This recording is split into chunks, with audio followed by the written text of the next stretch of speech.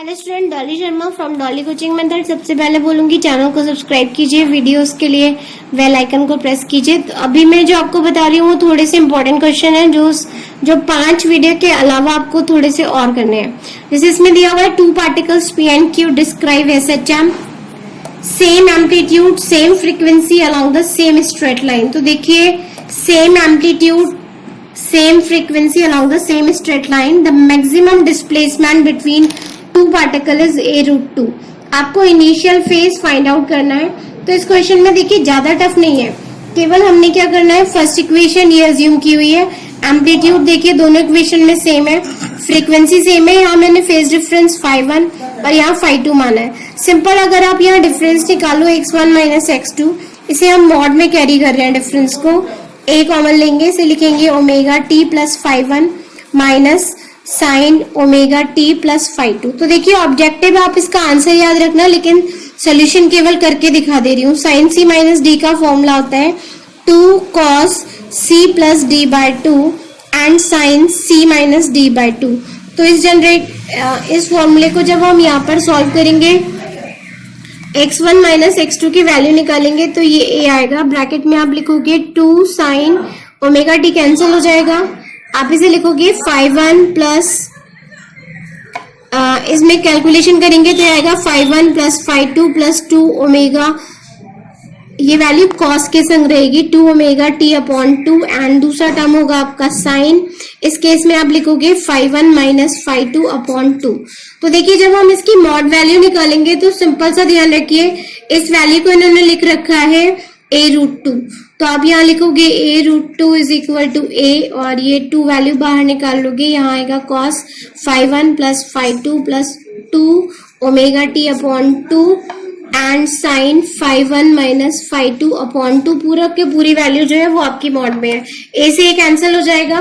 इस कैलकुलेशन को अगर आप यहाँ कंडक्ट करोगे तो आएगा 1/√2 और यहाँ से साइन φ1 माइनस φ2 अपॉन 2, क्योंकि हमें इनिशियल फेज डिफरेंस निकालना है, इसलिए ये वाली पूरी की पूरी वैल्यू इज इक्वल टू इतना लिखेंगे। ये वैल्यू होती है साइन 45 की और यहाँ पे आप लिखोगे φ1 माइनस φ2 अपॉन 2।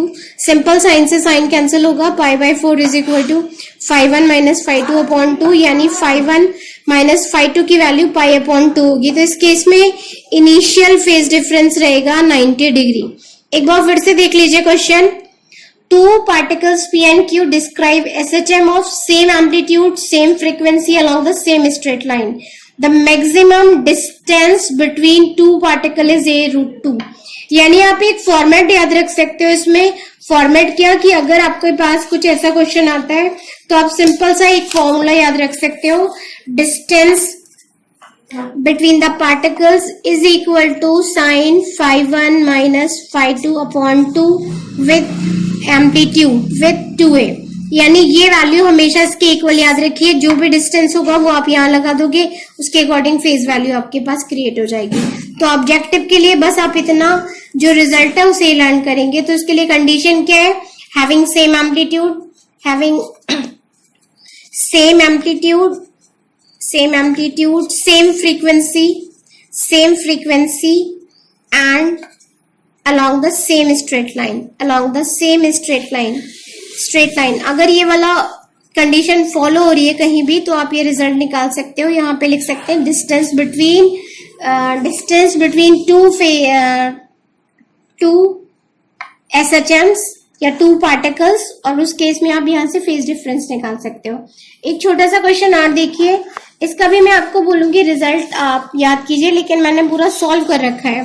क्वेश्चन में लिखा हुआ है, ये क्वेश्चन आ चुका है और इसके मतलब इस टाइप का क्वेश्चन आ चुका है, इसके आने के चांसेस बहुत ज्यादा स्ट्रांग है। A uniform rod of length capital L and mass m is pivoted at the centre, it's 2 ends are attached to spring of equal spring constant. ये पॉइंट इंपॉर्टेंट है, ऑफ इक्वल स्प्रिंग कांस्टेंट। तो देखिए ये situation है, आपके पास एक rod को आपने कनेक्ट किया है 2 स्प्रिंग से और ये जो पोर्शन है वो आपका रिजिड है। इसमें आपने क्या करा हुआ है, the rod is gently push through a small angle theta, इसको हमने आगे थीटा एंगल से पुश किया है, तो ये वाला पोर्शन स्ट्रेच होगा। अब यहाँ ध्यान क्या रखना है, जब आप इसे पुश करोगे तो half of the length stretch होगी, और उतनी ही लेंथ यहाँ पर कंप्रेस होगी। तो सिंपल सा देखिए, जो चेंज हो रही है, जो चेंज हो रहा है लेंथ में, वो L थीटा अपॉन 2 हो रहा है। L अपॉन 2 उसकी लेंथ है जहां से चेंज हुआ है। टॉर्क निकालने के लिए formula force into perpendicular distance निकालते हैं। तो देखिए, रेस्टोरिंग फोर्स के लिए आपको फॉर्मूला अपने हुक्स लॉ के अकॉर्डिंग पढ़ा हुआ है, K into change in the length, change in the length. तो उसके अकॉर्डिंग हमने रेस्टोरिंग फोर्स निकाला हुआ है, और जो स्ट्रेच हुआ है वो L/2। और आपने पढ़ा है torque is equal to I into alpha होता है। अल्फा यहाँ पर है आपका एंगुलर एक्सीलरेशन, एंगुलर एक्सीलरेशन, और उसको अगर आप फाइंड आउट करते हो तो हम 2d theta upon dt square करते हैं। तो सिंपल सा देखिए, ये वाली कैलकुलेशन यहाँ से जनरेट हो गई है। तो SHM का एक फॉर्मूला होता है, alpha is directly proportional to omega square into y, और यहाँ से मैंने इस वाली कैलकुलेशन को करके इसकी फ्रीक्वेंसी निकाल दी है। तो देखिए, आपको ध्यान क्या रखना है, यूनिफॉर्म रॉड है, यूनिफॉर्म रॉड का अगर मोमेंट ऑफ इनर्शिया निकालते हैं तो ml स्क्वायर अपॉन 12 रहता है, वो I की वैल्यू है। और इस केस में आपको दिया हुआ है इक्वल स्प्रिंग कांस्टेंट, यानी स्प्रिंग कांस्टेंट में कोई वेरिएशन नहीं है, कि दोनों में हम K लगा सकते हैं, because spring constant depend on the spring. तो स्प्रिंग अगर चेंज करते हैं तो उसमें चेंज होते हैं, अदरवाइज उसको सिंपल सॉल्व कर सकते हैं। तो यहाँ तक देखिए, आप इसका डायरेक्ट फ्रीक्वेंसी का फॉर्मूला याद रखोगे, F is equal to 1/2 pi √6m upon K। तो देखिए, m यहाँ मास ऑफ द रॉड है, और K यहाँ पर स्प्रिंग कांस्टेंट है। तो ये आपको डायरेक्ट फॉर्मूला याद रखना है इसके SHM, इसकी फ्रीक्वेंसी के लिए।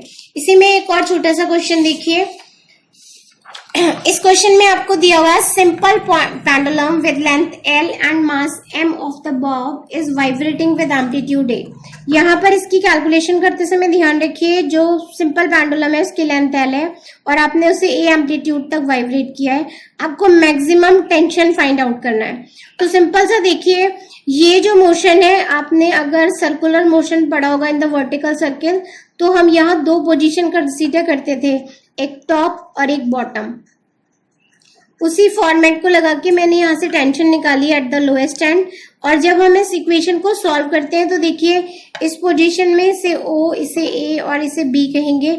तो अगर आप चेंज निकालते हो तो यहाँ पे law of conservation of energy लगाएंगे, half mv² is equal to mgl। And ये जो पोर्शन है आपका, ये ओवरऑल पोर्शन है आपके पास mgl, और ये जो वैल्यू है आपकी, वो है आपकी mgl cos थीटा।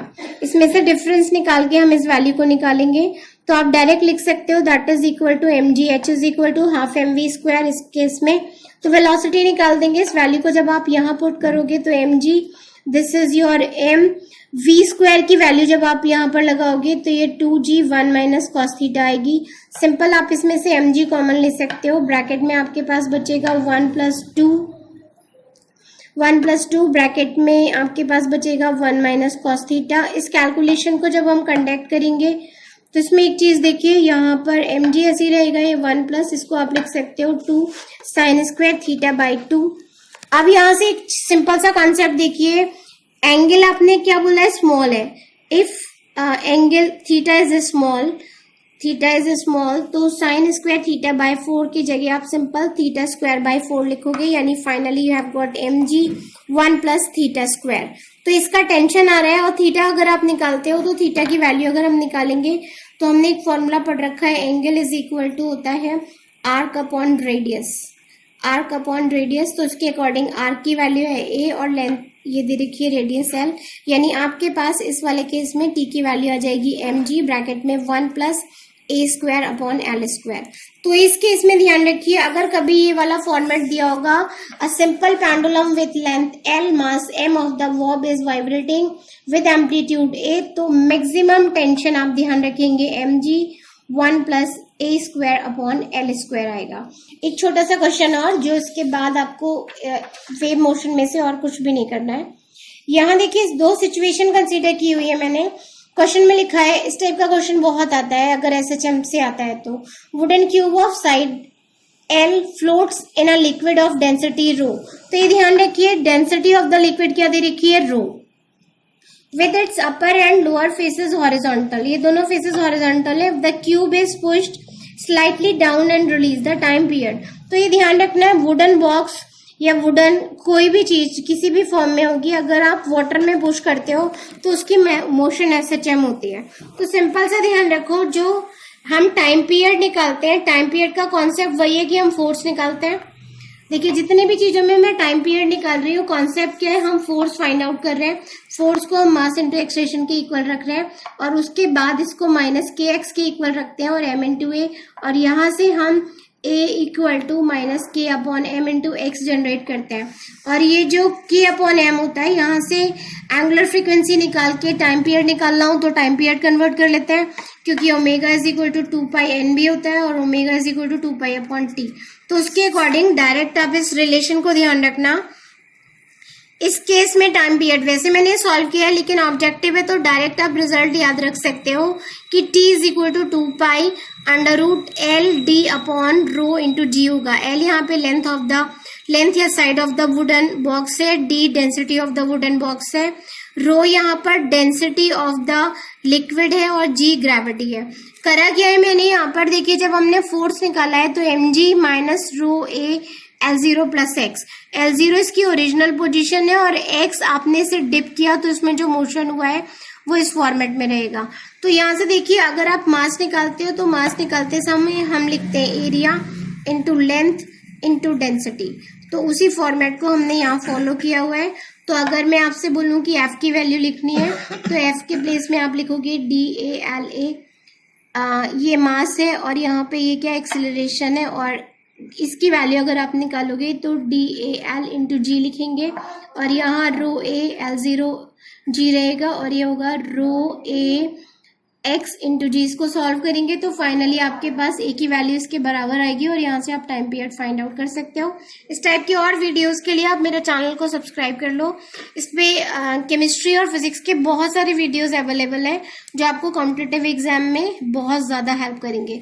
लेकिन इस वीडियो से पहले मैं बोलूँगी कि आप मेरी पुरानी सीरीज़ को ज़रूर देखिए, क्योंकि उसमें बेसिक्स हैं। अगर आपको बेसिक्स आते हैं तो इस टाइप के क्वेश्चन आप बहुत इजीली कर पाओगे।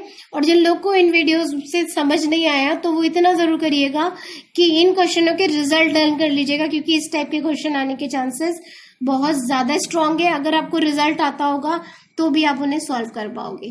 थैंक यू, शुक्रिया, जय हिंद।